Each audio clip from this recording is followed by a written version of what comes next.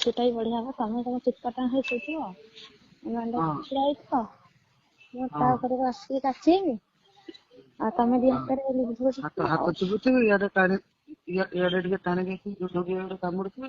ଭଉଣୀ ଭଉଣୀ କହି ଡାକୁଛି। ଭଉଣୀକୁ ଲଙ୍ଗଳା କରି ବିଭିନ୍ନ ପୋଜରେ କରୁଛି। ଆଉ ଭାଇର ଯନ୍ତ୍ରକୁ ଆଇସ୍କ୍ରିମ କରି ଭଉଣୀ ଖାଉଛି। ଆଉ ଭିତରେ ପୁରେଇ ଉଠପଡ଼ କରଉଛି।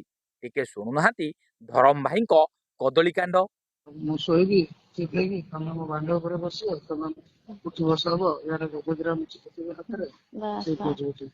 ସେଟା ବି ବଢିଆ ହବ। ତମେ ତମ ଚିତ୍ପଟା ହେଇ ଶୋଇଥିବ, ହଁ ଛିଡା ହେଇଥିବ, ମୁଁ ତା ହଁ ଉପରେ ଆସିକି କାଚିବି, ଆଉ ତମେ ଦି ହଁ ହାତରେ ଲିଭୁଥିବ ଚିପିକି ହାତ ଆଉ। ଚୁବୁଥିବି, ଇଆଡେ ଟିକେ ଟାଣି ଦେଇକି ଯୋଉଠି ଗୋଟେ କାମୁଡୁଥିବି, ସିଆଡେ ଇଏ ଭିତରେ ବାଣ୍ଡ ପୁରା କପା କରୁଥିବ। ପୁରା ବଢିଆ ହେଇଯିବ। ଆଉ ଗୋଟେ ଭଉଣୀ, ଆଉ ଗୋଟେ କଥା ପଚାରିବି? ହଁ ପଚାର। ତମକୁ ହ୍ୟାଲୋ,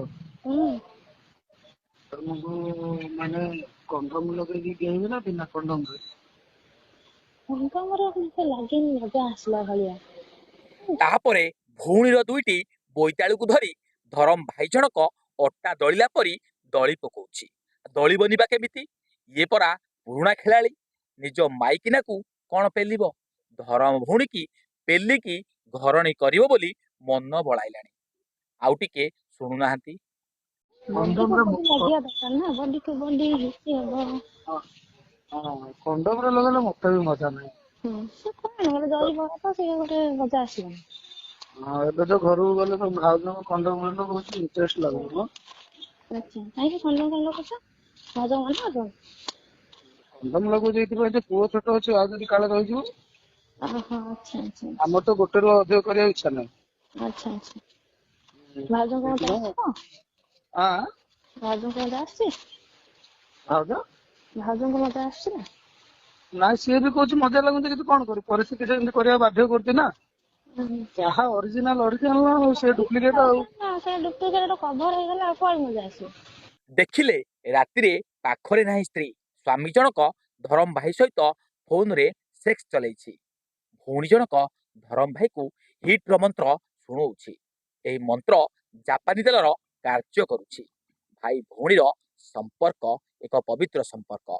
ଏହିଭଳି ଧରମ ଭାଇ ଭଉଣୀଙ୍କ ପାଇଁ ଭଉଣୀ ଶବ୍ଦରେ ଲାଗିଲା କଳଙ୍କ। ଏମାନଙ୍କୁ କି ପ୍ରକାର ଦଣ୍ଡ ମିଳିବା ଉଚିତ ଆମକୁ କମେଣ୍ଟ ମାଧ୍ୟମରେ ଜଣାନ୍ତୁ। ଏଇଭଳି ଭିଡିଓ ଯଦି ଦେଖିବା ପାଇଁ ଚାହୁଁଛନ୍ତି ଆମ ଚ୍ୟାନେଲକୁ ଲାଇକ୍ କରନ୍ତୁ, ସେୟାର କରନ୍ତୁ, ଆଉ ସବସ୍କ୍ରାଇବ କରିବା ପାଇଁ ଭୁଲନ୍ତୁ ନାହିଁ। ତମେ ତ ଜାଣିପାରୁଥିବ ଆଉ। ତମ ମାନଙ୍କ ପାଇଁ ବି ଚର୍ମ ସହିତ ଚର୍ମଟା ଯୋଉ ଘର୍ଷଣର ଯୋଉ ସିଂହରଣଟା ଆସିବ, ସେଟା କଣ ହଁ ପ୍ଲାଷ୍ଟିକ ଆସିବ? ସେଟା କହିଛନ୍ତି ବଡ ମହାପୁରୁଷ ମାନେ କହିଛନ୍ତି, ଚମ ଘଷ ନାହିଁ ଦୋଷ। ଆଚ୍ଛା, ଯାହା ହଉ ମୁଁ ଆଜି ନୂଆ ଡାଇଲଗ ଶୁଣିଲି ଆଉ। ହଁ, ଚର୍ମ ଘଷ ନାହିଁ ଦୋଷ ନା? ଚମ ଘଷ ନାହିଁ ଦୋଷ, ମନକୁ ମନ ମିଶ, ଚମ ଘଷ ନାହିଁ ଦୋଷ। ଆଚ୍ଛା ଆଚ୍ଛା, ଭଲ ଆଉ, ବଢିଆ। ଆହୁରି ଅଛି ତାର 4-5ଟା ଧାଡି, ମୋର ଖାଲି ଏଇ 3ଟା ଧାଡି ମନେ ପଡୁଛି। ଆଚ୍ଛା। ଆଉ ଗୋଟେ କଣ କହୁଥିଲି, କଣ ଯଦି ମୁଁ ତମକୁ ମାନେ ଘରେ ବିନା କଣ୍ଡମରେ, ଆଉ ଯଦି କଣ ହେଲା ମାନେ? କଣ କହିଲ? କଣ କହିଲ? ଯଦି ମୁଁ ତମକୁ ବିନା କଣ୍ଡମରେ କରେ, ଯଦି ରହିଗଲା ମାନେ? ଦେଖିବା ମେଡିସିନ ଅଛି ଆଉ କଣ। ବାହାହବ ନା କଣ? ମଜା ତ ବାହାହବ କି? ମୁଁ ପ୍ରାକୃତିକ ହିଁ ନେବି। ପ୍ରଥମ ଥର କରିବି ତ କଣ୍ଡମ ମଜା ଆସିବ, ମତେ କାଇଁ ଲାଗୁନି। ହଉ ଯଦି ରହିଗଲା ମାନେ ବାହା ହେଇଯିବ ମତେ ଆଉ। ବାହା ହେଇଗଲେ ଭାଉଜ କଣ କରିବେ? ଆଉ ଯୋଉ ଭାଉଜ ବାଟେ, ତମ ବାଟେ। ଦିଦି କାଇଁ ସମ୍ଭାଳି ପାରିବ? ହଁ, କାହିଁକି ନାହିଁ। ସିଏ ମୁଁ ସମ୍ଭାଳିବ? ସମ୍ଭାଳି ପାରିବି। ତମେ ଆଡଜଷ୍ଟ କରିପାରିବ କୁହ, ମୁଁ ଆଡଜଷ୍ଟ କରିଦେବି। ଆଚ୍ଛା, ହଉ କରିବା ଆଉ, ହେଲା ଆଉ।